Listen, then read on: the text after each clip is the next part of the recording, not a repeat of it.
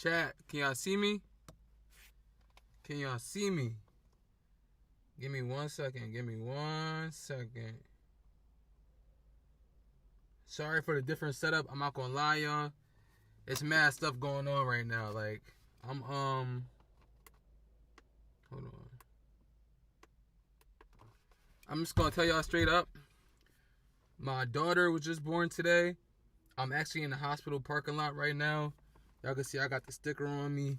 But that don't mean the stream gonna end. The stream must go on. You feel me? So I'm here right now trying to still provide for y'all, trying to get this stream out. So I'm sorry if the stream is bad, if the mic is bad. I don't got none of my mics. I don't have my tripod. I'm setting my phone against something in my car right now. I don't even got no light. I'm using my jump starter as a light. So like I said in all my other videos, if this don't show dedication, I don't know what show dedication for y'all. Kayla upstairs right now. She just pushed that baby out. Come on, man. But listen, man, as y'all can see from right here, this is Lil Durk trial day 5. OTF Jam, he telling it all, y'all. Is it gonna fix? Like, what we gonna do? Alright, I guess I gotta like gain this way back. Again, y'all, I'm sorry if the quality is bad. I wish I could fix it, but this is what we gotta work with for the next couple days at least. So let me just make sure I'm good before we start.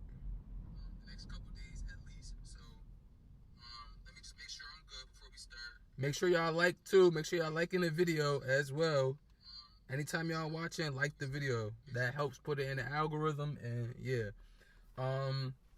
Today it's gonna be a long video, but I'm gonna try not to make it too long, cause like I gotta go back inside, you know. I'm just gonna try to breeze through. Usually I got it on the stream for y'all, so y'all can like see it when I'm showing everything that's going on. But as of right now, you know, we gonna have to do it like this. Yeah, so you feel me? As y'all can see, you know, y'all know what we talking about right now.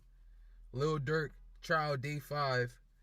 I ain't gonna lie, like, yo, I'm real life, like, not proud of myself, because I ain't gonna lie, it's not hard to, like, cover a trial, but at the same time, I'm trying to see where I could put it for real.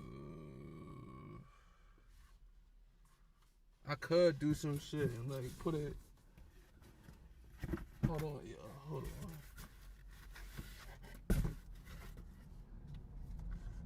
I don't know if this is gonna work, but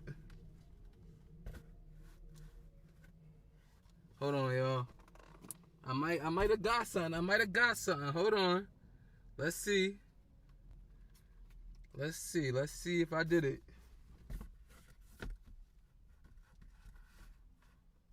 Yo, I'm innovative, yo. I ain't gonna lie, this angle is trash though, but it's gonna get the job done for now, right? I don't know, bro. I don't know. I'm just gonna read it. That's too much. I'm just gonna read it. So, like I said, I'm gonna try to breeze through this. I'm gonna try not to make it too long, but we're gonna start off. We're giving a recap of day 1 through 4. So days 1 through 2, the prosecutors established the revenge motive. They got the juries and everything set. Day 3, they introduced their cooperating witnesses in the timeline. Day 4, Durk's defense begins attacking the investigation and witnesses' credibility, right? This is a recap of day 4, if y'all want to see. What's up? It's your boy Denat here. Hold on. Yesterday, some explosive details were released. OTF Jam was, in fact, the third hitman that unalived Lou Pab on August 19th, 2022. There was a lot of stalking going on. It was actually quite scary. But I'm still not convinced that the feds have proved that Lil Durk actually ordered this hit. Just think about it for 1 second.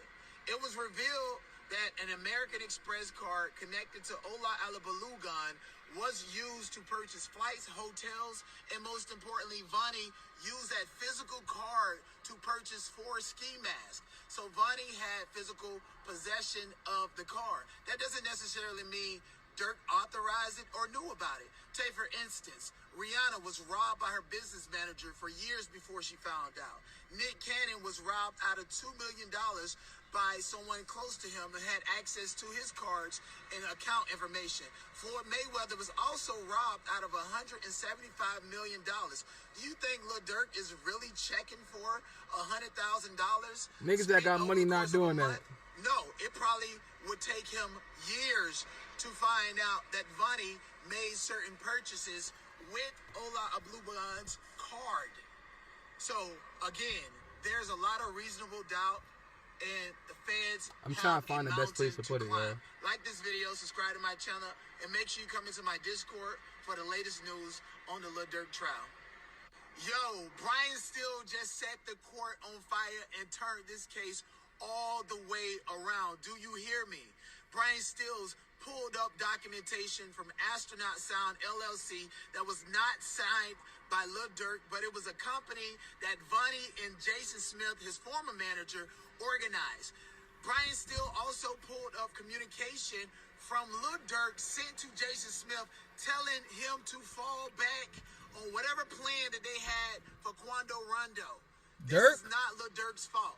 The only thing that 6ix9ine and Lil Durk have in common is that there are some hoods that decided to take advantage of a wealthy artist and run their own organization. Yeah, so 6ix9ine, stop that bullshit. Jason Smith and Vonnie knowingly, willfully, and intentionally use financial ties to Lil Durk to carry out their own plans, despite the fact that there's timestamp evidence from August the 18th, 2022, where Lil Durk told them not to do that. They did it anyways, running him over. Now, whether or not Lil Durk is soft for that, that's a whole another conversation to be had at a later date. How is he soft? If there's black and white forensic digital evidence showing that Lil Durk did not want Jason Smith and Vonnie to carry out any plan against Quando Rondo, then that right there creates reasonable doubt. Like this video, subscribe to my channel, and make sure you're in my Discord. Yeah, bro, he admitted to everything. How is he snitching if Vonnie admitted to everything? Here to give you a quick update, day 4 at the Lil Durk trial. Earlier, I gave you a statement about a text message Lil Durk sent to Jason Smith on August the 18th, 2022, basically saying that he was calling off any attack on Quando Rondo in Los Angeles. Well, the prosecutors have looped it around to make it seem as if Lil Durk was just basically covering his tracks. Also, prosecutors have unzipped exhibit number 200. That is, we got 7 people in here. His phone that was confiscated from his house after the home invasion from June 2021.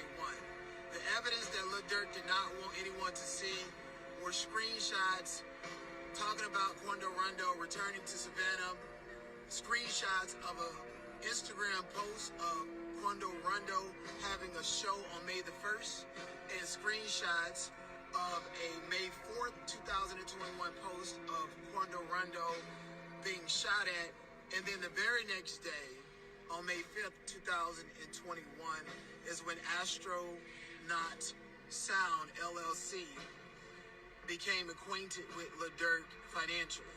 That is the update for now. Let me know what you guys think in the comment section below, and I will do a full live stream on my YouTube channel.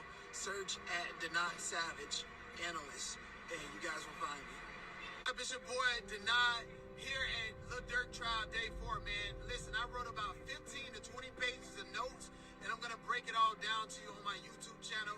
Search at Denot Savage Analyst. I hope I don't find me, man. Today was so heavy. Yo, they brought up the video. I'm not trying to get copyrighted, bro. 2020, when King Von passed away. They brought up text messages between Durk and Jason Smith, man. Let me tell you something. Earlier, I had my information wrong. It's gonna be forever. Fuck that nigga Vonnie and fuck OTF Jam.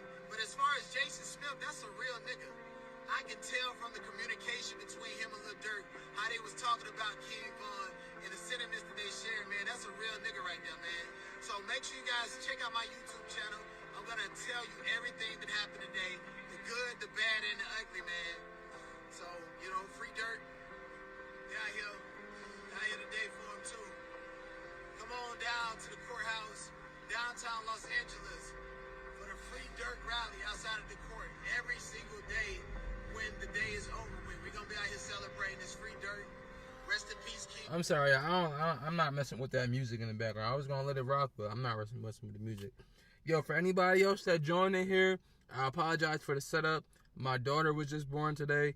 I'm in the hospital parking lot. I'm just trying my best to provide content for y'all. I don't got my mic. I don't got my tripod. Whoa. What they mean? Hold on. They coming like I'm having my phone overheating. No, that's not right. Is it cause this?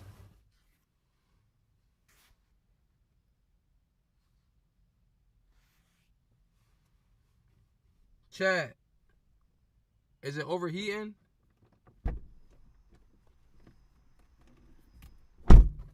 Maybe I should try to like roll the window down. Hold on, y'all. Alright. Hopefully that'll help a little bit. I just connected it to my personal hotspot. Yeah. I'm gonna just try to hurry up and break this down because it keeps saying the connection going down. Yo, oh man. Alright, so let's hurry up. Lil Durk trial day 5 breakdown. Day 5 was mainly about two things. The prosecution explaining how investigators connected the alleged shooters to Chicago and the testimony of OTF Jam. I see. This is allegedly the picture of Jam in that room, snitching. You feel me? Yo. Come on, bro. Cut the gimmicks, bro. Oh my. Yo. And they got my echo out here, yo. I gotta talk lower. Alright. So Lil Durk trial day 5. Detective Warner Carius continued explaining the investigation until August 19, 2022, shooting that killed Lil Pop. Police initially had footage of 3 mass shooters but couldn't identify them because their faces were covered. Investigators eventually noticed one of the suspects wearing distinctive black Rats to Riches pants and footage from an In-N-Out about 35 minutes after the shooting. Detectives Carius searched for the pants and discovered they were sold at stores on Chicago's South Side. That gave investigators their first major connection to Chicago. So, right then and there, the fact that they took a picture of somebody's pants and realized the pants was only sold in Chicago and they connected it back to that and they found the picture, like, yo, the feds ain't nothing to play with, bro. Don't play with the feds.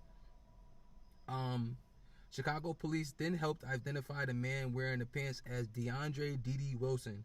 Investigators searched his social media and found photos connected him to Lil Durk and OTF Jam. Prosecutors also went through the travel and financial trail. Flight records allegedly placed several defendants in Southern California before the shooting, while an OTF-related American Express account was allegedly used to pay for some of the travel. Now, this is a headline. Y'all probably can't see it, but it says, Lil Durk trial, how Rats to Riches pants help police crack the case. And if this is what they using to crack the case, that's... Man, who knows what they'll use against you, man. Investigators also followed a BMW rental, GPS data, and a trip to REI where 4 black ski masks were purchased shortly before the shooting. Prosecutors are presenting this as part of the preparation for the alleged hit. The defense pushed back hard, arguing that Kayvon Grant, Vonnie, Durk's former associate and another cooperating witness, people over here next, was responsible for arranging much of the transportation, hotels, masks, and other logistics. Rather than Durk, sorry, I probably hear that car next to me pulling out. I don't know if I should wait or not. Rather than Durk, OTF Jam was also, come on, bro. Niggas honking during the stream and shit. I'm trying to stream, y'all messing it up for me. Like, chill. Alright. OTF Jam was also a major part of the day's testimony. His testimony is important because he is a cooperating witness and prosecutors are using his account to connect, oh my god, I'm getting messages, connect Durk and other OTF members to the alleged plot. Damn, where everybody go? Y'all leaving? Don't do me like that. They doing me messed up today, huh? I'm not sure if this is a real picture or not, but I just used it for the context. That's OTF Vonnie and OTF Jam right there. Um, the prosecution brought up Duty Low and Sign Life Shawty. He's a rapper too. Um, According to the testimony slash reporting from the court, Sign Life Shawty allegedly gave Duty Low Quando Rondo's phone number and information for someone who could potentially provide Quando's location. This was presented as part of the broader effort to locate Quando. Duty Low became part of the alleged communication chain. Jam testified that Duty Low later FaceTimed him and Didi about a plan involving a marijuana dealer who could get in contact with Quando. The alleged idea was that the dealer would tell Quando he was outside while the shooters would use that opportunity to locate him. So yeah, it just got revealed that Duty Low is co-conspirator 4. Everybody thought it was Brick Baby from No Jumper because it was that clip going viral where they was basically like I think they was talking about the Durk case, and Brick Baby was just acting mad sus like, yeah, I heard they can't say Sly for Von no more. Like, he was acting mad weird. I can't even hold you, bro, for real. Day 5 showed how investigators went from having 3 mass shooters with no identities to connecting the suspects to Chicago through the Rats to Riches, Pants, social media, flights, rental cars, GPS, and ski masks. Then OTF Jam's testimony gave prosecutors an alleged insider account of what happened. Meanwhile, Durk's defense continued arguing that cooperating witnesses like Jam and Grant have reasons to shift blame onto Durk. The bigger picture is Day 5 was less about one shocking piece of evidence and more about the prosecution connecting all the dots. While the defense started attacking whether those dots actually prove Durk ordered anything. Because that's the main thing. Yeah, y'all could say like Durk was a mastermind of this. Alright, cool. But everything about it is like, bro, Vonnie was the one that ordered everything. I'm not trying to be no snitch, but I'm saying like, according to the government, that's what they pled guilty to. Vonnie set up everything. Jam was the hitman. And not one of these cases did you see Durk with a come on, bro. Like, what y'all got going on, bro? Durk was never at the actual scene. You feel me? So, for them to say like he's mad and like the way they trying to make it paint, like the way they trying to paint it, he not really involved like they say he is. You feel me? So that's just me. So we got some highlights. This is Day 5. This is Seti Nash. So I'm gonna show y'all something. This right here is the most accurate photo of Lil Durk. Obviously, we're in the federal courthouse. So this right here is the most accurate photo of Lil Durk. That's how his hair is. He looked cool. You know what I'm saying? He done lost a little bit of weight. Obviously, he ain't on drugs and all that in that jailhouse. So it seemed like he doing all right. Now, what's to be expected today is dude is going to get done with his testimony. He was sitting at the table like he was a lawyer, but he's an agent. And like I said, the judge said he didn't want anybody on the damn table, in the damn courtroom, who literally was going to testify. They don't give a shit. The dude was there the whole entire time. Now, we're supposed to be getting jammed today. Big reveal. We supposed to be getting jammed today, and that's going to be crazy. There's this theory that's out there is that Brian Steele is going to destroy him on the stand, or he's having second guesses and all that. I don't know. Now, to take a point, you said me and Trap Lord Ross seeing the same thing and having different opinions about it. I'm going to ask you this simple question. When you heard the story of the boy who cried wolf, what did you take away from that story? You probably took away from that story, tell the truth the whole entire time. To me, I took away from that story, never tell the same lie twice. We don't think the same. We can watch the same shit, we can do the same thing, but we ain't gonna be the same. So, if my perspective of certain things is that... Oh, fuck. I fucked it up. I'm gonna show y'all something. This right here is the most... Well, basically what he was saying, he was going in on everybody critiquing their everybody's different opinions on what's going down, and I do get what they saying. Like I said, I'm gonna always say this. I'm gonna say this in every video. I rock with Trap Lord Ross. I watch his videos. I watch them every day when I go on break. Even the breakdowns, I'm watching them every day. Yo, it's a little embarrassing when I be talking. Whatchamacallit? I done lost my train of thought. What was I saying? My fault, y'all. I got the window all the way down. I got this big old light on me. My voice echoing in the garage. Like, I low-key feel a little crazy. What was I saying? Oh, yeah, so I rock with Trap Lord Ross. But it's just the fact that, like, even though Trap Lord Ross not really being biased, but the way he reporting, bro, it's like, you could tell who's, like, I'm not gonna lie with all of them, though. Like, it's not even on no Ross shit. I'm gonna say, like, in one of my videos yesterday, I put Trap Lord Ross opening the prosecutor's statement, and I put academics doing the defense statement. Now, originally I had Seti Nash doing it, but I low-key feel like Seti give a nigga version of what he's saying. You feel me? Like, not to take anything away from him. He explained it in nigga terms for real. You feel me? He just gotta get a little bit better with explaining. But Ak is mad dramatic and he mad like theatrical when he doing shit. So I put him as the defense because he read it funny. He read it funny as hell. Like, granted, he threw some words in there, but he read the transcript. You feel me? It's not like they in the courthouse having to fucking rush and write down what's being said. You feel me? So, but I put Ross as the prosecutor's opening statement. He did both statements. I could have put the whole thing in there, but I did it because it sounded like Ross really favors the prosecution more than the defense. Like, and I'm not trying to, he don't come out outright and be like, yo, like, this person is a criminal, da da da. He don't be saying it like that. But you could just tell by the way he be arguing his points and what he be saying. It be like, bro, alright, bro, like, we know who you fuck with. Like, it ain't that hard to see, you know? So this the next clip. Alright, so before we had the jury start off, you had the judge actually say a moment of silence for Dolly Parton. He said she was Rest such a in nice peace, person Dolly. in a world so divided. So then the Fed's head detective, he's going on vacation, but he'll come back Monday. Then Didi basically is called the leader of Tay-Town per goddamn Jim ass. Jim said that he's the leader of Tay-Town, and Jim said that Durk was mad at O Block for not sliding for Von, and they let him die. They didn't protect him. And then they say that literally Durk paid for O Block to have Airbnbs to war in mother flipping Atlanta. What's even crazier, Brian still objected to this shit, but the craziest part is the judge say, nah, you can let that in.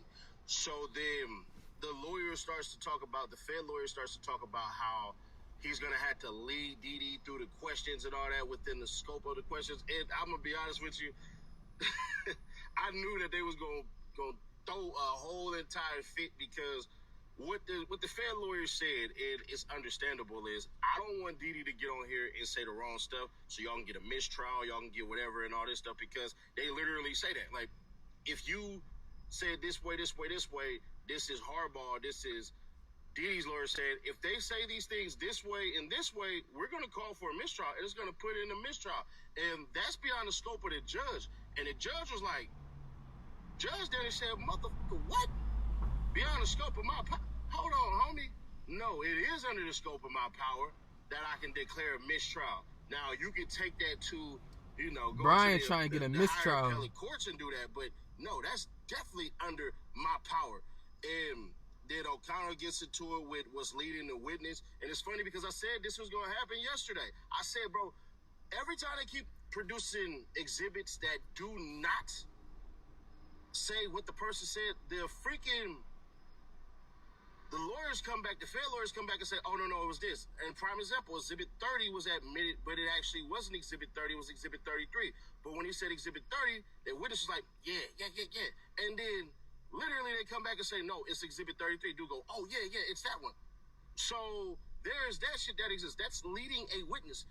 That's the equivalent of if you cheat on your girl and you call me and you say, yo, Nash, remember I was with you last night and we was drinking beers and all this shit, bro, and you was beating me on Madden?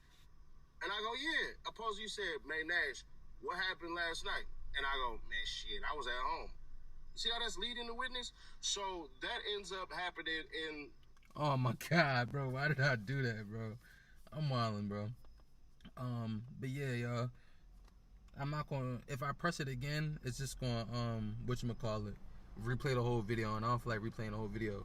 But yeah, Brian's still really trying to get a mistrial because these witnesses that they got going up there just agreeing to anything for real, for real. Like at one point, Brian had asked them like, "Oh, do you record every interview you do?" And I believe the agent said yes, or I tried to, you know. So I'm not sure if it was Jam or Ronnie. One of them had 30 interviews with the feds, and like only 3 was recorded, and then one of them had like 10, and none of them was recorded. So he asked him, "How come you didn't record them?" He was like, "Oh, I don't know. I wasn't the one on that case." So like they not giving good answers to some cases that's gonna put somebody in life, like put somebody away for life. Like that don't make no sense, you know. So yeah, he's trying to get. I'm not gonna lie. Brian might try to cross-examine them into a whole mistrial, bro. I think that's what he's gonna try to do for real, for real. What's next? What's next?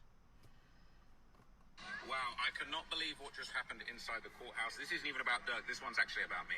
There's been a very controversial post that has been going around. Everybody's very upset that I basically did a tweet about that post that Didi had reshared, right? The prosecution had worded it in a way that it sounded like Didi had posted it.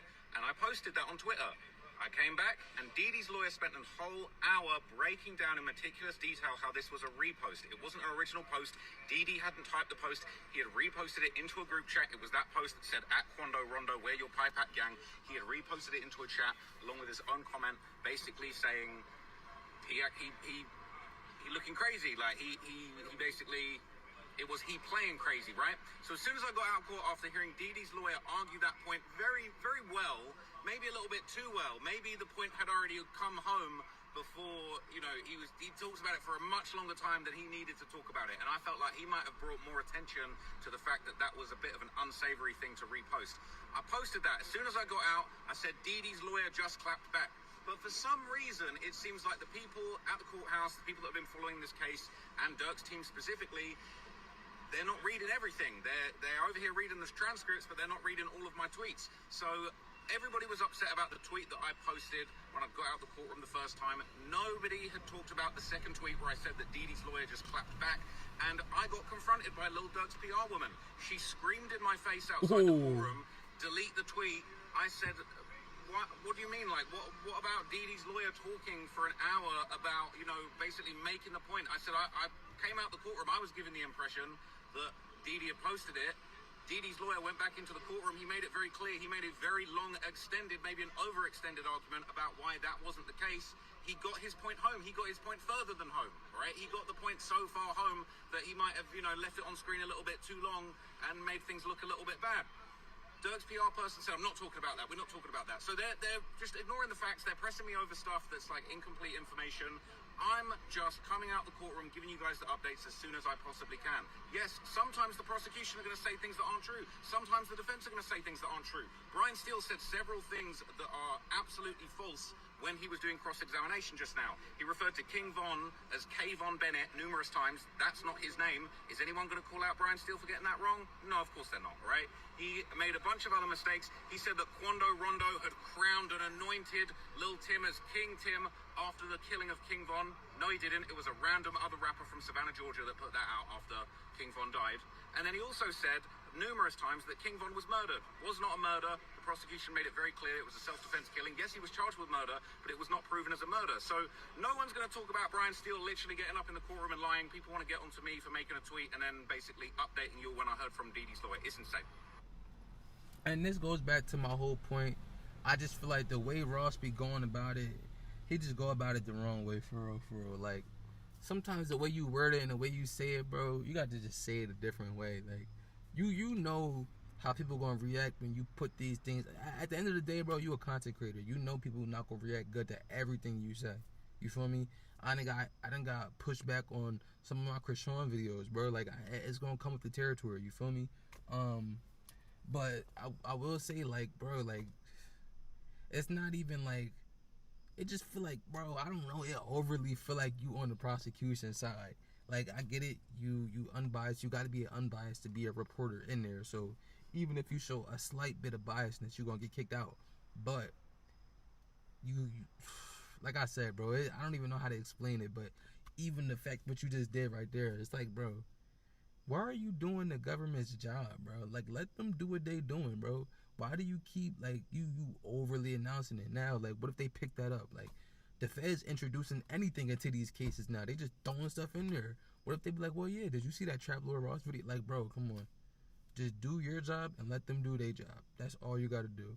You don't even got to, like, stop. Honestly, I can't even say stop giving your opinion because I give my opinion too. But, bro, like, you don't got to give your opinion all the time. You feel me? So, that's just something that you got, that you should, you know, just try and hold off on at least. Or if you're going to give your advice, do it in a YouTube video. Like, just tell us on Instagram, just tell us what happened in that moment and today's trial. Give us some highlights and then put a YouTube video out on your whole opinion, the whole thing. Like, do it like that, bro, because you're just gonna keep getting in the hot water every day. And I said it in my earliest video. I said, yo, I do feel like this is gonna be the time when Ross really get, like, pushed for real, like, because this is gonna be the one time where, like, he covering something he already covered. But it's not like you can't talk how you be talking in them YouTube videos, the documentaries. You can't be talking like you some type of FBI agent or some storyteller. Like, you gotta really talk with conviction and really be organic, unbiased, and all that. So people gonna get on your head. Like, they fuck with Durk, bro. They gonna really. You think it's just something in the comments that they do? No, bro. It's gonna get to a point either way, you know. So, but shout out to Ross though. So we got lawyer for workers, Mo Gagnet. So a lot of people have issues with Trap Lord Ross's reporting. He responded to and it. I would just ask everybody to take that as a moment to step back from it and say, isn't his reporting exactly a sign of the times and the system that we live in and the structures and the institutions and the content and the level of conversation where we all engage together at the highest levels? Like, when everyone comes together and says, okay, we're ready to participate and do something really collectively, I think you get Trap Lord Ross YouTube channel. And that's just, it's the highest common denominator of the conversation as shown by the algorithm. And, maybe it's the algorithm, but ultimately, that is my thought on the reporting, that it's exactly what I would expect to see from the leading YouTube reporting on this case. That's what I'm saying. It's gonna come with the territory, bro. That's just something that you got to do. So the first clip we got, it says Durk paid for O Block members at Atlanta Airbnbs and was mad that they didn't slide for Vaughn. Didi to be named as leader of Tay-Town said. Now, a big thing I seen was they was talking a lot about gang conspiracies and street violence, that type of thing. It wasn't really focused on the trial. They were just breaking down street things and gang ties and all that, Alright, so a couple of really interesting things just came out of the courtroom, and it kind of relates to some of these alleged gang connections that have been brought up. So they kind of teased some of the things that it sounds like maybe OTF Jam or, some of the other cooperating witnesses are going to say, and they basically hinted, we might be hearing some of that testimony today, but we basically heard an update that apparently one of those folks is going to call Didi the leader of Tay-Town, not a shooter. There was someone that kind of inferred that he was a shooter, and basically they're saying no, they're going to claim that he is a leader of the Tay-Town set. Apparently another participating witness that is cooperating with the government is basically going to say that Durk was mad at members of O Block for not protecting King Von at the time of the shooting, okay, which is interesting because that kind of is going to contradict these claims that apparently, King Von had said to Vonnie before he passed away after getting shot, why didn't you protect me? Why did you let him shoot me like that? Now, what's crazy is apparently OTF Jam overheard a conversation with Durk, members of O Block, Didi, and Booney Mo, basically saying that apparently Durk had actually paid for members of O Block to have an Airbnb in Atlanta, and he was mad that they didn't slide for Von when they were at that Airbnb in Atlanta. It's crazy. So another thing that was interesting, obviously we're hearing all this stuff about Durk said don't book no flights in my name, and they're trying to say, Durk didn't know what was going on, like them flights ain't have nothing to do with him, there wasn't more details. Now this wasn't connected to the murder of Lil Pab, but apparently there is text between Durk and that same guy who was ordering his flights, Jason, back in December the 3rd, 2020, after Von died, where Durk was saying they need flights, blood. He's saying who? He's saying Didi. He's saying Booney Mo. He's saying Christopher Wright. So another thing that But came what does up that was mean? that they basically Like, kind of went back and forth and showed some of the stuff that King Von was posting when he was still alive. Now, Von actually posted an Instagram of himself and Lil Durk when he was alive, and it had a pretty crazy caption. It said, "If Smirk want an N-word dead, then an N-word dead on O. You know how I'm coming. If you got it, I got it. If I got it, you gave it to me. Durk's one of my top 5 people alive. I love you." Now, look. That don't prove anything. King Von made that before he was even dead, but it just kind of like builds up this close relationship between, you know, Von and Durk, and the get back and the slide in and the footage of Von getting killed, which was obviously shown previously. Now, we then moved on. This detective gave a lot of information, but we then moved on to cross-examination. And look, I am a little bit upset. I'm a little bit salty that Brian Steele said a few things that I know not to be true from my research. see, bro, here you go. Just do your job, I'll keep it bro. real. Brian Steele did an amazing job, and he really, really grilled this detective. about to It turn it kind of off. gives a bit of a stale taste in your mouth when it's like, damn, he really grilling them, but then he's saying a few things that aren't right. He's messing a few names up. He got King Von's name wrong numerous times. He called him Kayvon Bennett numerous times. And it's just kind of like, bro, like, come on, man. But I don't think the judge knew. I don't think the judge worked it out. I don't think he cared. We're going to do a full update on everything that was... Honestly, bro, I don't see nothing wrong with that, because I don't think he's intentionally doing it, obviously. But you gotta realize, he talking about 2 names that's gonna be mentioned the whole fucking trial, bro. What are you talking about? One dude name is Kayvon, one dude name is Davon. Like, come on, like, and then even if you saying King Von, it still remind you of Kayvon, King Von, Kayvon, King Von. Like, come on, bro, you gonna get tongue twisted saying that shit all day. Like, come on, like, you know how stressful it is being a lawyer. It's stressful for you being a reporter. Like, come on.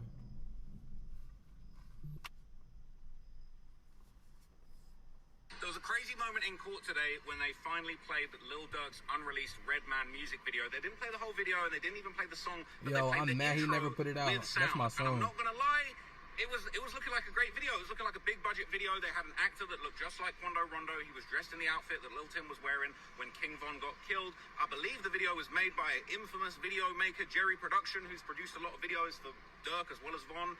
I'm not gonna lie, the video looked fire. It looked big budget, but obviously what was bad was it showed Lil Durk sliding in the back of a van with what looked like a Mac, but like, you know, sort of like a mini machine gun type gun, pulling up on this Quando Rondo lookalike, shooting him dead in the street, shooting him on the ground, standing over him. Bro, Quando did pulling the off his same mask and thing. revealing that it was Durk that did it. Now, I'm not gonna lie, the video looked fire. I wish I could have watched the whole thing, but Yeah, I ain't gonna lie, me too, though, me me too. And what made it even worse is it had all this dramatic kind of movie style score music in the background. And if I'm real with you, it really built up a vibe. It really built up this kind of terrifying murder, true crime vibe in the video that I'm sure Durk is probably regretting from when he made that video.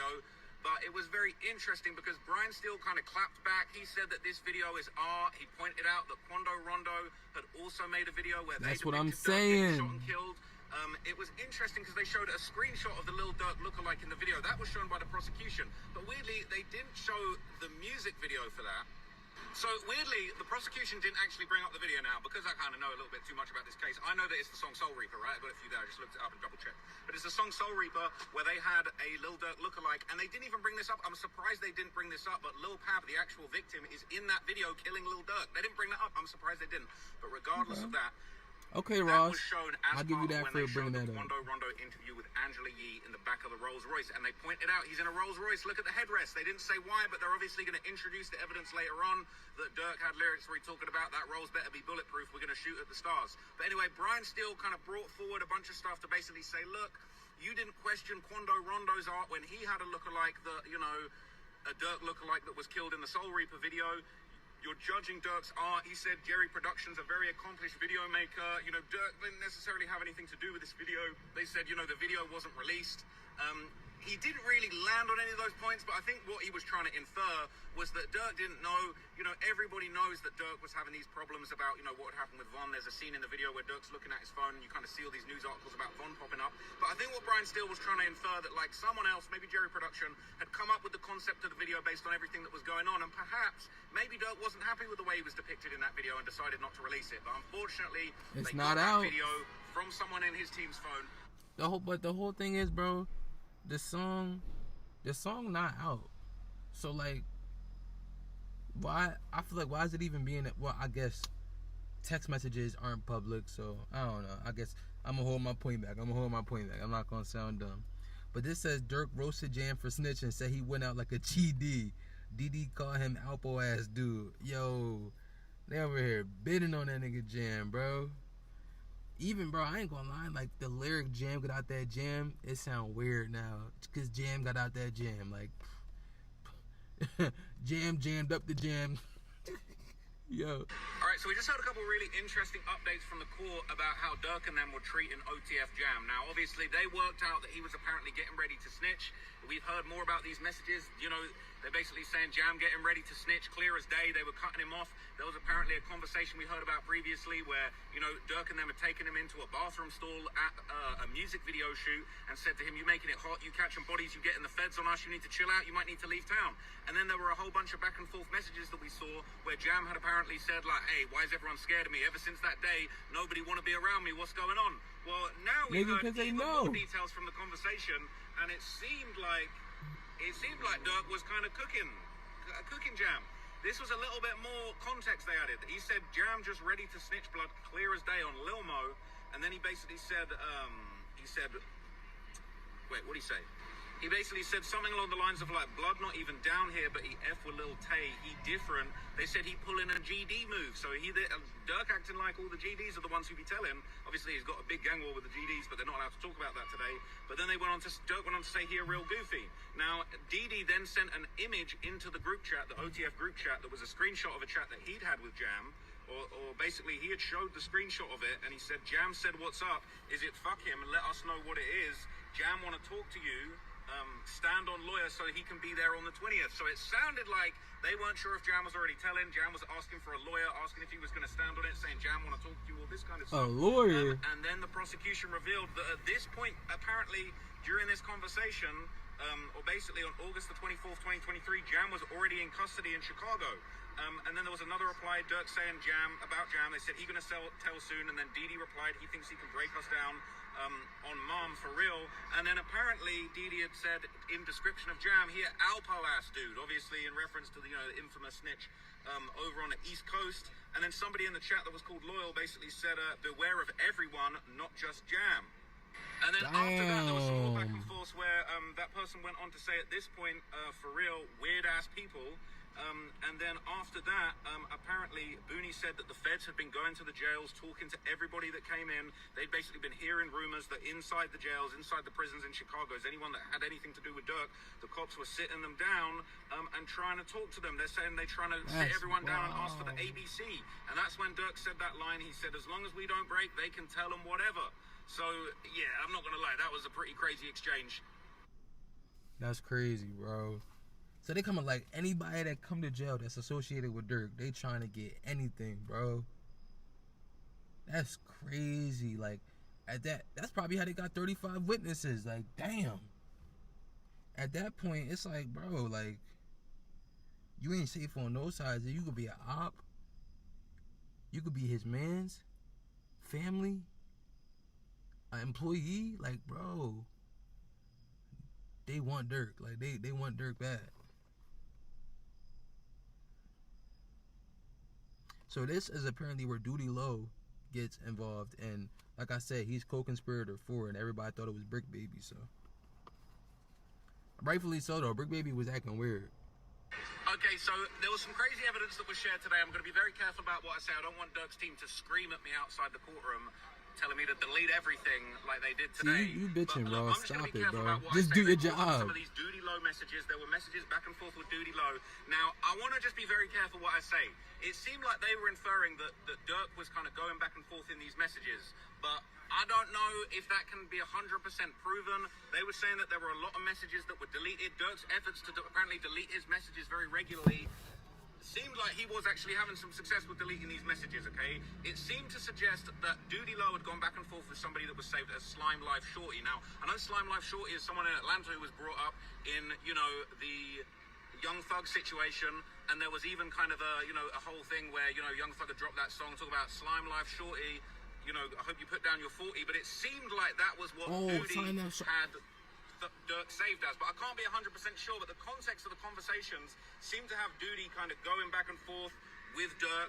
They basically seemingly had a bit of a celebration. So what was interesting, right, was apparently Duty Low had done done a reaction, like a laughing reaction, to a message that said no, which was right after Quando Rondo was screaming on the street no over Lil Pamp's body. Now, they had basically recovered that reaction, but what they didn't have was the original messages. So we don't know for sure, but it seemed like it would have been a reaction to Durk's message saying no, but we don't have that. And then basically we saw this back and forth with Duty Low, and basically before anyone says Duty Low's telling or he's cooperating or anything like that, the feds basically said that they had numerous warrants for numerous iCloud accounts with Duty Low. It was hot for Duty Low, and the feds were onto him, and that clearly they I don't know how they did it. I don't know if he even know they got it, but they got all of his iCloud info from his phone. But basically, they went back and forth. Duty Low apparently said to this person that was saved in his phone, keep your head on slime.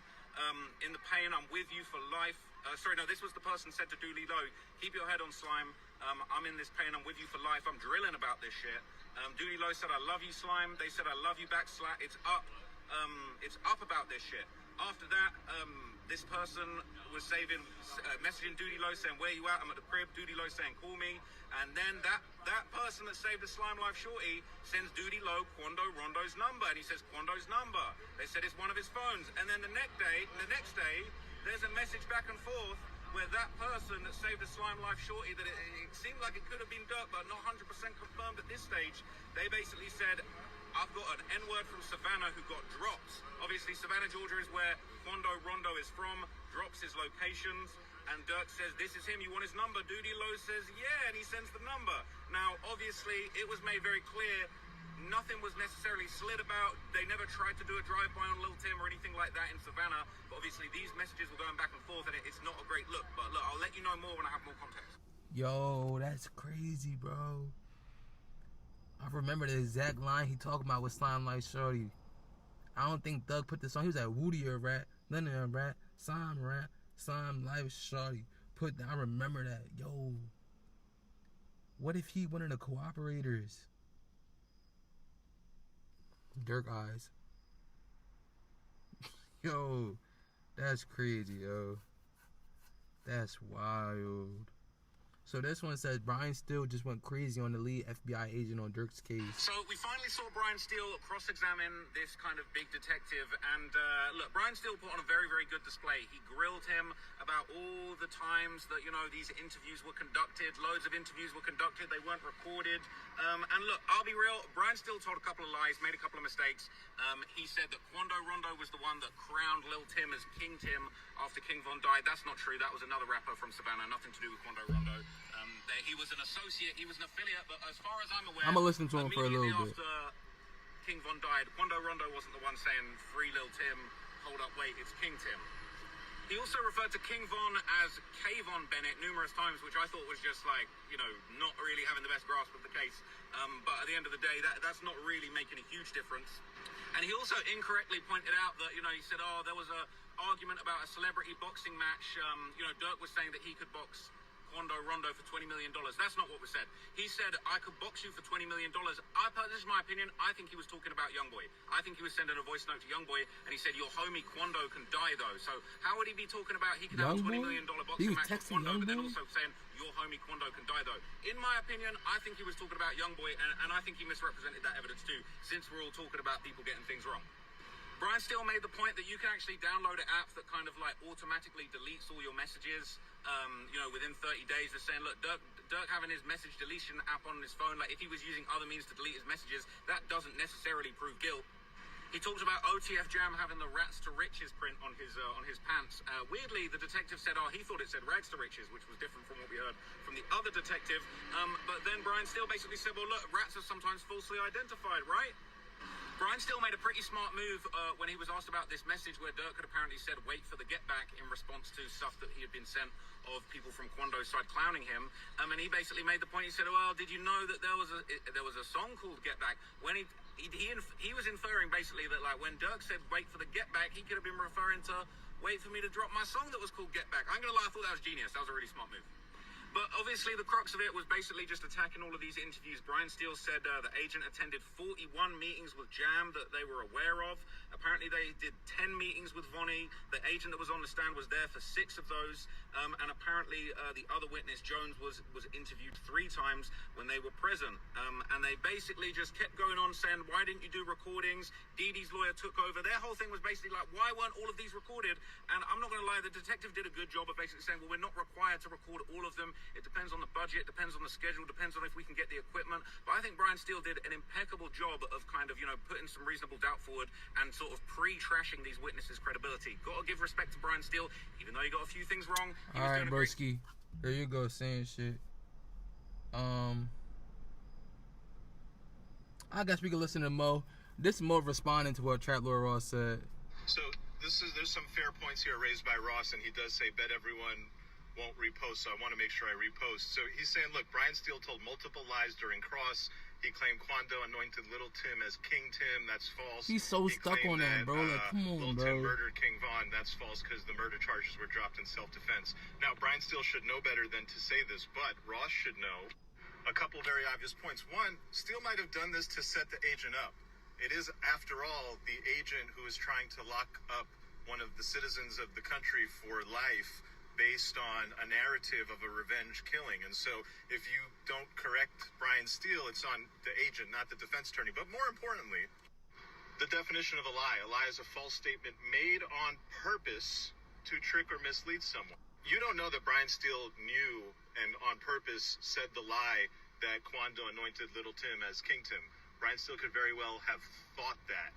And ultimately, he's the defense attorney, and it is not his job to prove the prosecution's case. It is, in fact, the prosecution's job to know their case, That's have what the I'm facts saying. straight, and if a defense attorney says something that they knew or don't know or setting you up to fall into a trap, Call if it the defense out. attorney says something, it's on you to know the actual facts and correct You the it. So you the one this doing the is- case. I'm happy to repost this, and And like I said, bro, like, just do your job, bro. You feel me? Just do your job.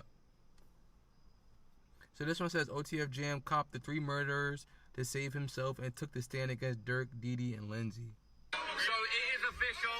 OTF Jam took the stand today, and it was absolutely wild. There's so many quotables from OTF Jam's testimony, and it was just absolutely insane. Now, what I'm going to say that was very, very interesting is off the rip, OTF Jam said why he was there, what was going on, the conditions of his plea, and he basically confirmed that he was copping to 3 murders as part of his deal. There was a conspiracy to commit murder for hire, an apparent kidnap for murder, and a robbery murder. Now, it was crazy, and he actually touched on one of the murders that he actually did way back in the day that was part of his plea. So obviously one of them is the Durk conspiracy, the murder for hire of Lil Pab. But another one was a 2010 apparent robbery in Racine, Wisconsin. Apparently another black disciple had asked OTF Jam to go with him to rob somebody that his dad had sold drugs with. The older BD basically said that this guy had cheated him out of money, and then they went to rob him. They went into a store with him. They basically locked the door. They put guns to the guy. There was a fight, and Jam was told to shoot the guy. Jam shot him once, and the guy that he was with, the older BD, said, nah, he saw my face. Kill him. He saw me. And what did Jam do? Jam said he put the gun to the guy's head and pulled the trigger and executed him on the spot. He was age 17 at the time. So that's now 2 of Jam's murders that we've had confirmed. But he is probably going to testify later on about a 3rd murder that he did. And I think it could be possible that that's the one that Durk and them actually took him into the bathroom to kind of confront him about, to say, you out here catching even more bodies, you getting the feds on us, you getting everything hot, you need to calm it down with these. So that's the latest. Jam was on the stand. I've got loads of updates. Yo, what if? Now hear me out, y'all. I might be the first one to say this. I ain't see nobody say that. What if the defense try to say we pulled him into the bathroom because he was doing too much and we wanted Jam to calm down? Like, Jam, you over here put shit to people's head, like, yo, Jam out here blowing brains out, y'all. Like, yo, Jam out here taking people's lives. We pulled him in the bathroom because he was overly doing too much. Like, bro, we rappers. Why are you doing that? Like, yo, I promise you, I'm the first one to say this. I gotta screen record this. I bet I'm the first one to say this. OTF Jam pointed out Durk in courtroom and said he was involved in 100 armed robberies, but so broke he robbed people for food. When Duty Low told him to kill Quando, he said he had no choice. So when OTF Jam took the stand, he made it very clear. He pointed at Durk, he pointed at Dee Dee, he pointed at Lindsay. He said they was all in on the murder and the conspiracy. They're mad, they're big mad. They're so mad that Jam took the stand and is cooking the Lil fans Durk. is going at him. Irked by Jam. It was such a bad day. People out here trying to act tough like that's something, okay? But it ain't gonna do nothing. It's not gonna help Durk. It's not gonna stop Jam. Durk literally got pointed out. He looked so disappointed. He looked heartbroken. There were moments where Jam was sort of like, looked like he was low-key like chuckling a little bit. You could tell he like answering based off how he feels. Basically where he admitted to being the murder man, and Jam just shook his head and laughed. You thinking you guys cooked yourselves. You talk about I'm the snitch. You guys cooked yourselves. They played back again in the court. I'm not going to lie. All of these folks out here that say that they love Durk, love Von, they don't love Von as much as I do. I was bopping along to Back Again. It was hard, but unfortunately, there was true facts behind those songs, and Durk got pointed out by Jam. Jam was apparently one of the biggest demons out here. He claimed that he murdered 3 people for the BDs there's a third murder that we don't know about yet that we're going to probably find out about. But Jam said that he got blessed into the BDs when he was just 9 years old, okay? It's crazy. It's actually crazy. They said that bro, this was crazy. Do you know how many shootings Jam said that he was involved in between, I believe, the ages of 12 and 18? 10 to 15 shootings, but also robberies. He was an armed robber. He said he did over 100 robberies. He can't even remember how many robberies he did. He said he mostly robbed drug dealers. In a moment that probably actually pulled at the jury's heartstrings and made you have a lot of sympathy for Jam. They said, what did you do? Did you always rob drug dealers? He said, not always. He said, there was one time I did something else. They said, what did you do? He said, there was one time I actually did an armed robbery for food. He said that my family was hungry, my parents were drug addicts. I was only 12 years old. I had to stick someone up with a gun to literally put food on the plate for my family. My parents had bills, they were drug addicts. I stepped up to the plate and I did over 100 robberies, and I was just trying to get by and feed my family. I'm not gonna lie to you. That was actually quite compelling. I don't know if the jury are gonna be sympathetic for that. Obviously, he's also doing 15 shootings and catching 3 murders and just doing all sending niggas to the gulag. It actually kind of was emotional. It actually made you feel like, damn, in many ways, I do, like though. Jam is actually a victim of circumstance. He was having to rob people for food. So when he got flown out there to LA, but you could say everybody in here a victim of circumstance. Participate in this murder, really, and he said it himself. He didn't feel like he had a choice. He said that he was already in LA when Duty Low got on FaceTime and said, "You're here to kill Quando Rondo." That's what was said. It's crazy. And he said, look, I was already there, and where I come from, you don't stop nobody from committing a murder. That's how you get yourself killed. So OTF Jam's testimony, I'm not going to lie to you, it was very, very compelling. And a big old man. That sound good, though. I ain't going to lie. Sound crazy. Yo, they going at Ross for real. And I heard he got 2 security today. Like, he had 2 security with him. So, man, look, Ross, be safe, bro. You know? But that's what I was saying. Like, even when he be explaining it, like, you could tell he was answering based off how he was feeling and everybody getting at him. So, Ross, just chill, brother. Just chill, man. Just chill. But, yo, I ain't gonna lie. He definitely got one with that, like, I don't know if the jury's gonna go for it for real, but that is something that pulls at the jury's heartstrings. Like, you know, he had to do this because this is what he grew up in. But at the same time, it's like, bro, everybody in this case are victims of circumstance. Let's be for real, bro. They all could pull that card. Like, stop, you know. Now, this is crazy. It said Jam wanted to rob Tory Lanez artist. Durk said, that's the Jam I've been waiting on. Brian still asked for a mistrial. Judge said no. Again, I'm going to skip when we talk about the mistrial part because Steady Nash already talked about it. But the whole Tory Lanez shit, I don't know if Tory and I'm gonna search it out. I don't know if Tory and Durk is cool, but shit.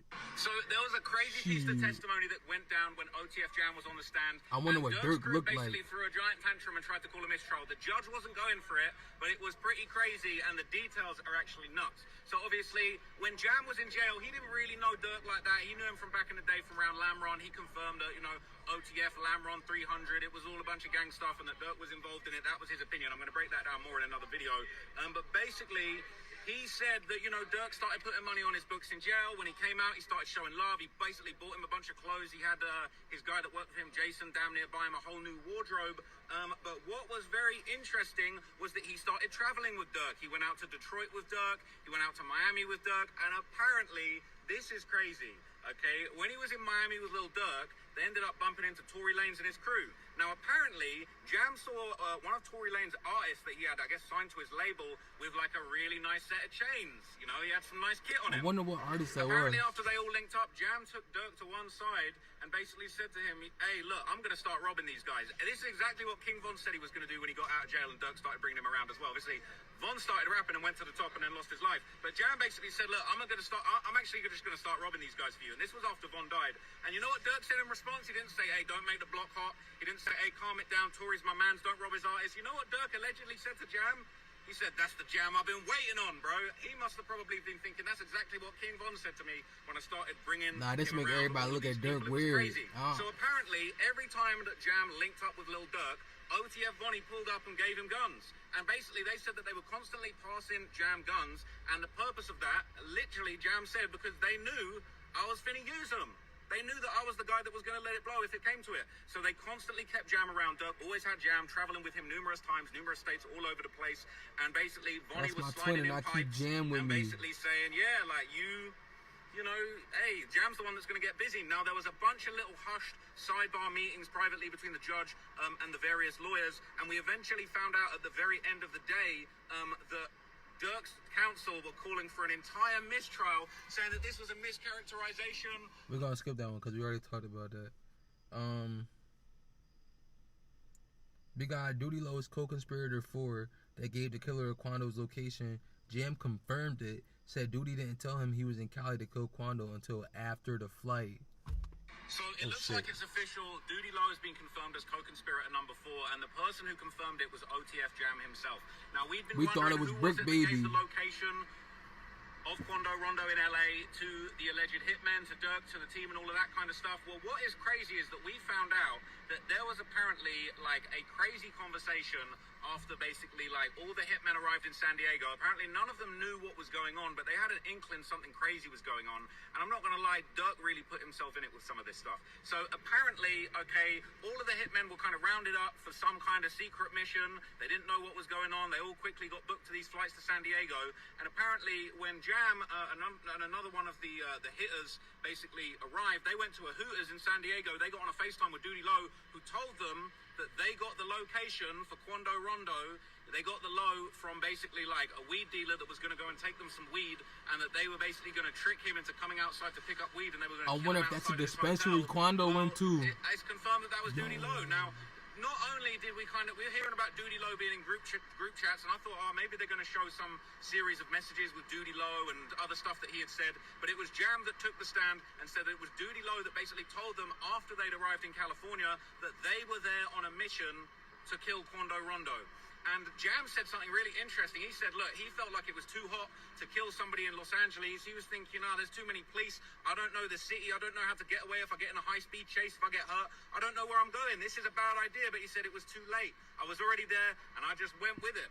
So OTF Jam told the courtroom, he basically said, look, where I'm from, you don't stop nobody killing somebody. That's what gets you killed. They said that they'll think you're police. They'll they'll get mad at you if you say that you want to stop a killing happening. But he wasn't really happy about it because he said he didn't consider himself in the Quando beef. He said he wasn't that close with King Von. They spoke a couple of times. And what was crazy is Jam said that way back in the day before he knew Von, he was trying to rizz up King Von's sister. But he said he didn't feel like he should have had to be one of those people that slid for Von because that wasn't his homie. He said, look, he wasn't my man's. We didn't kick it. I didn't love him. I didn't feel like that was my mission. And he's saying they were in Hooters on FaceTime with Duty Low, and basically Jam and Boogie looked at each other after they were told to go and kill Quando, and they basically just looked at each other and said, yeah, But what was even more crazy is obviously now we know Duty Low was co-conspirator number 4 that was given the drop. They were apparently waiting outside Quando Rondo's hotel, and Duty Low told them that basically the guy that they thought they were getting weed from was telling Quando Rondo that he was just a few minutes away from the hotel. This is going to... I might have to say this in a different video because we'll run out of time. But basically, they had eyes on Quando Rondo outside the hotel. They were about to kill him, but the police rode by. Apparently, Didi upped his gun, pointed it at Quando, and said, I could kill him right now. It would be so easy. But they said, nah, the block's too hot. There's too many cops out here downtown LA. I'm not going to go through with it. And then they went back to the crib. Insane. Now, that is crazy to me because I'm not going to lie. Like, I'm not trying to sit here and say what Jam's saying is like all right, but I will say like it, like granted, if you're a killer, you're gonna kill at any time. But at the moment, like You don't know the layout. That's like you going to a foreign place trying to rob a bank. You don't know the layout or anything. How is this gonna go good? Like, at least give me a layout. Like, let me lay low out here for a good couple months and learn everything. Like, apparently they just flew him out there and just said, go ahead, do what you gotta do. You know what you're here for. Bro, it's crazy, yo. I ain't gonna lie. This is crazy. And then it's like LA mad hot, bro. I never been an LA person for me to know. But I know, like, LA got mad money invested into it. Like, they gonna have cops patrolling everywhere. You feel me? So they were just being sloppy. I feel like they were just in a rush. It was either now or never. That's what it seemed like to me. Like, this situation was a now or never thing. If you don't do it now, then you never gonna get the opportunity. Like, everything just lined up in place for them, but it lined up at the worst place. You feel me? Like, all the things lined up. We got the number, we got his location, we got all the hitmen, we got everything, but it's just the wrong place. If he was in Chicago, that shit might have worked. You feel me? I don't know. But to end, I got this one thing. Yo, Ross going outside. I ain't gonna lie. Again, I fuck with you, Ross, but bro, stop crying, bro. Just do your job, bro. Just do the job. Don't be biased and just save your opinions for a longer video. That's my opinion, for real. But he said, I might take a break from tweeting. Durk's team acting very unprofessional, screaming, delete the tweet in my face outside the courtroom, leading to court marshals having to step in. Very disappointing. And intimidating conduct toward the press in this case. Getting bullied into deleting posts. Now, wow. I'm dead starting to feel like, yo, Traveler Ross, I'm starting to feel like you the police, bro. Like, I get it. Nobody should be doing that in the press. But you know that's going to have a bad look on Durk. And I will even say, Durk, your PR, bro, the fans, everybody, yo, just step back, yo, step back. We not helping this, not one bit. Just let it proceed how it is. We could all do our videos and have our own opinions and push a good narrative for Durk, but that's not the way to go about it. You feel me? They only making it worse. Ross is gonna tell everything. Ross not scared to say nothing, bro. He put these tweets out, bro. Like, he's not joking. I promise you, Ross the type to go to the feds and be like, yo, he's having his people harass me. You feel me? So I feel like, yo, Durk, his PR, the fans, anybody that fuck with Durk and want him to be released, when it comes to Ross or even anybody reporting on it in a bad manner, just let them do what they doing. Just let everybody else's voice overpower that. You feel me? There's people that fuck with Durk and there's people that don't fuck with Durk. Just let the ones that fuck with him overpower that voice. You feel me? Like, it's not much you gotta do, for real. That's just me. But if y'all keep antagonizing Ross, it's not gonna go good, bro. And out of everybody in there, I feel like Ross might be the best press in there. Not even in my opinion, but I'm saying, like, everybody that's in press wise, the government might even think like Ross is the best person. Like, he knows the ins and outs. You feel me? So messing with somebody like that, that's not helping the case. That's not. But yeah, yo, I'm gonna let y'all. I'm gonna sign off. I'm gonna be back for day 6. Appreciate y'all and thank y'all for bearing with me. Like I said, I don't got my usual setup. I should hopefully be back by the weekend. I know the case probably not gonna go on the weekend, but still, I'm gonna be back home by then. And yeah, I'm gonna see y'all soon. I love y'all. Peace.